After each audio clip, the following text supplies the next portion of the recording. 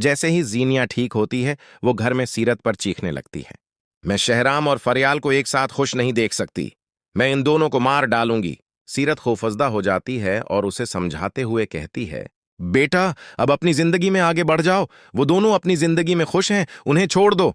लेकिन जेनिया किसी की बात सुनने के लिए तैयार नहीं थी। इसी वक्त वो फोन उठाती है और शहराम के दुश्मन दानिश को कॉल करती है। जेनिया उससे कहती है, मैं चाहती हूं कि फरियाल मर जाए और ये काम तुम करोगे। दूसरी तरफ शहराम की तबीयत भी बहुत खराब हो जाती है। इसी दौरान निशात बेगम भागती हुई उसके पास आती हैं और परेशानी से कहती हैं, बेटा, तुम्हारी हालत बहुत खराब है, हमें फौरन अस्पताल जाना होगा। अस्पताल पहुंचने के बाद शहराम का चेकअप किया जाता है। कुछ देर बाद डॉक्टर बाहर आकर कहता है, उन्होंने किसी बात का बहुत ज्यादा जहनी दबाव लिया है, उसी वजह से उनकी तबीयत इतनी खराब हुई है। ये सुनकर निशात बेगम शहराम के कमरे में जाती हैं और प्यार से कहती हैं, बेटा, इस लड़की जेनिया को हमेशा के लिए भूल जाओ। इसने हमें सिर्फ तकलीफ दी है। शहराम घर वापस आता है और अपनी बीवी फरियाल से मोहब्बत भरे अंदाज में पेश आने लगता है। लेकिन दूसरी तरफ जेनिया अपनी दीवानगी में मुकम्मल पागल हो चुकी होती है। एक दिन फरियाल निशात बेगम से कहती है, मैं अपनी उम्मी के घर जा रही हूं। उसके बाद वो गाड़ी में सफर कर रही होती है कि अचानक रास्ते में जीनिया के गुंडे गाड़ी रोक लेते हैं। वो जबरदस्ती फरियाल को अगवा करके एक खफिया मकान में बंद कर देते हैं। रात बहुत देर हो जाती है। शानजे फरियाल को कॉल करती है, मगर उसका नंबर बंद आ रहा होता है। वो खौफजदा होकर अपने भाई शहराम के पास जाती है और कहती है, भाई, भाभी अभी तक वापस नहीं आए। वो सुबह उम्मी के घर गई थीं। ये सुनते ही शहराम पागलों की तरह परेशान हो जाता है। वो फौरन गाड़ी में बैठकर सीधा सबीन के घर पहुंचता है और घबराहट में पूछता है, आंटी, क्या फरियाल यहां है? मगर सबीन रोते हुए कहती हैं, बेटा, वो यहां नहीं आई। ये सुनते ही शहराम समझ जाता है कि फरियाल किसी बड़ी मुश्किल में है। वो फौरन फरियाल के मोबाइल की लोकेशन ट्रेस करता है और सीधा इस खफिया मकान की तरफ निकल जाता है। शहराम दरवाजा तोड़कर अंदर दाखिल होता है और गुंडों को बुरी तरह मारता है। फिर उनका गरिबान पकड़कर गुस्से में पूछता है, ये सब करने के लिए तुम्हें किसने कहा था? गंदे खुफजदा होकर बताते हैं, ये सब जेनिया ने करवाया है। ये सुनते ही शहराम का गुस्सा आसमान को छूने लगता है। वो फरियाल को अपने साथ लेकर सीधा जैनिया के घर पहुंचता है। जैसे ही जेनिया सामने आती है, शहराम जोरदार थप्पड़ उसके चेहरे पर मारता है। इसी दौरान पुलिस भी वहां पहुंच जाती है, क्योंकि शहराम ने रास्ते में ही उन्हें कॉल कर दी थी। अगवा के जुर्म में शहराम जीनिया को पुलिस के हवाले कर देता है। इसके बाद वो फरियाल को घर ले आता है और उसका हाथ पकड़कर जज्बाती अंदाज में कहता है, अगर आज तुम्हें कुछ हो जाता तो शायद मैं भी जिंदा न रहता। उसके बाद दोनों सुकून से सो जाते हैं। कुछ दिन बाद अचानक फरियाल की तबीयत खराब हो जाती है। शहराम घबरा जाता है, उसे अपनी बाहों में उठाता है और फौरन अस्पताल ले जाता है। कुछ देर बाद डॉक्टर मुस्कुराते हुए बाहर आता है और कहता है, मुबारक हो, फरियाल मां बनने वाली हैं। ये सुनते ही शहराम खुशी से झूम उठता है। हडकिस्त 50 के इस दिलचस्प टीजर में कहानी एक नए मोड़ पर पहुंच जाती है। जरार फैसला करता है कि वो हमेशा के लिए मुल्क छोड़ देगा। वो महक से कहता है कि अब उस मुल्क में रहने का कोई फायदा नहीं, क्योंकि यहां के रिश्तेदार सिर्फ उसका खून चूसते हैं। जरार चाहता है कि वो महक को ऐसी जगह ले जाए जहां सिर्फ उन दोनों की खुशियां और नई जिंदगी के ख्वाब हों।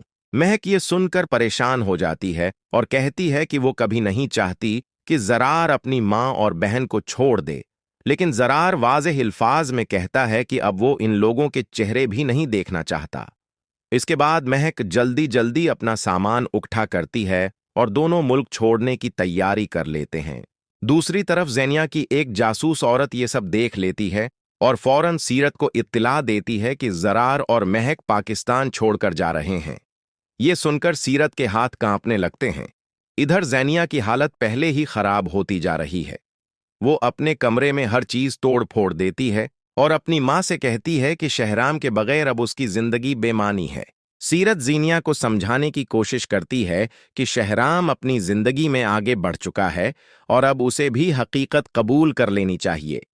मगर जीनिया चीखते हुए कहती है कि उसकी जिंदगी में अब कोई खुशी बाकी नहीं रही और वो मर जाना चाहती है। इधर शहराम की बीमारी के दौरान फरियाल दिन रात उसकी खिदमत करती है। वो खुद खाना तक नहीं खाती। ये देखकर घर वाले हैरान होते हैं कि फरियाल शहराम से कितनी मोहब्बत करती है, जबकि जीनिया ने कभी ऐसा नहीं किया। फरियाल कहती है कि शौहर का ख्याल रखना बीवी का फर्ज होता है। आखिरकार शहराम सेहत याब हो जाता है। वक्त गुजरता है और शहराम और फरियाल के दरमियान कुर्बत बढ़ने लगती है। फिर अचानक फरियाल की तबीयत खराब हो जाती है। शहराम और उसकी वालिदा फौरन उसे अस्पताल ले जाते हैं। डॉक्टर चेकअप के बाद खुशखबरी सुनाता है कि फरियाल मां बनने वाली है। ये खबर सुनकर शहराम की मां खुशी से नहाल हो जाती है, जबकि शहराम जज्बाती अंदाज में फरियाल को गले लगा लेता है। वो कहता है कि उसे यकीन था कि खुशियां दोबारा उसकी जिंदगी में वापस आएंगी। लेकिन दूसरी तरफ यही खबर ज़ैनिया के लिए क़ियामत बन जाती है। ज़ैनिया की मां उसे कहती है कि अगर उसकी जिंदगी में औलाद होती तो शायद शहराम उसे कभी तलाक न देता। ये सुनकर ज़ैनिया मजीद टूट जाती है।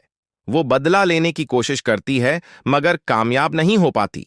इधर महक भी एक बच्चे की मां बन जाती है और ज़रार व महक की जिंदगी खुशियों से भर जाती है। एक दिन सीरत ज़रार को फोन करके मुआफ़ी मांगती है और अपने पूते को देखने की ख्वाहिश जाहिर करती है, लेकिन ज़रार सख्ती से कह देता है कि अब वो कभी वापस नहीं आएंगे। इसी दौरान ज़ेनिया की जिंदगी में एक बूढ़ा शख्स दाखिल होता है जो उससे शादी करना चाहता है। सीरत फौरन ज़ेनिया की शादी इस शख्स से करने पर राजी हो जाती है, लेकिन ये शादी ज़ेनिया की जिंदगी को मजीद मुश्किलात में डाल देती है। आखिरकार फरियाल अपने बच्चे को जन्म देती है और उसकी जिंदगी मुकम्मल खुशियों से भर जाती है। फरियाल शहराम से कहती है कि उनकी जिंदगी की तमाम मुश्किलात ने उन्हें अल्लाह के करीब कर दिया। शहराम जवाब देता है कि शायद फरियाल ही उसकी किस्मत में लिखी गई थी। ज़ेनिया कभी उसकी जिंदगी के लिए अहम नहीं थी। फरियाल भी शहराम को समझाती है कि अगर ज़ेनिया ने उसे सुकून और मोहब्बत दी होती तो आज वो उसकी जिंदगी से कभी न जाती।